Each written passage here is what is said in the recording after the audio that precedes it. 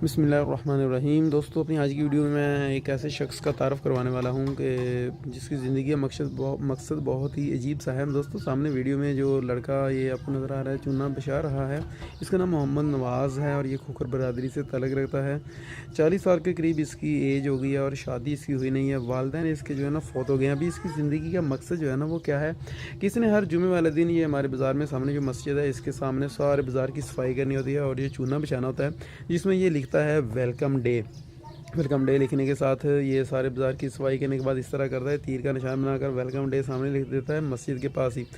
Rickshaw चलाता है बेचारा। और इसने एक और काम क्या करता है कि पूरे गांव में इधर उधर जो है ना वो गले बनाकर लगाए हैं, जिस पर मिलाद के लिए ये पैसा इकट्ठा करता है और ख़ुद जो भी कमाता है वो 12 रबीउल अव्वल वाले दिन मिलाद में लगा देता है। बहुत धूमधाम से बाज़ार से जाता है, बहुत धूमधाम से ये ना नबी करीम सल्लल्लाहु अलैहि वसल्लम का जो मिलाद है ना वो मनाता है।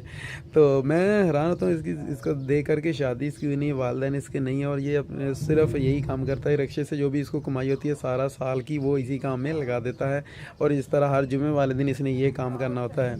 तो दोस्तों, ऐसे इंसान बहुत कम मिलते हैं।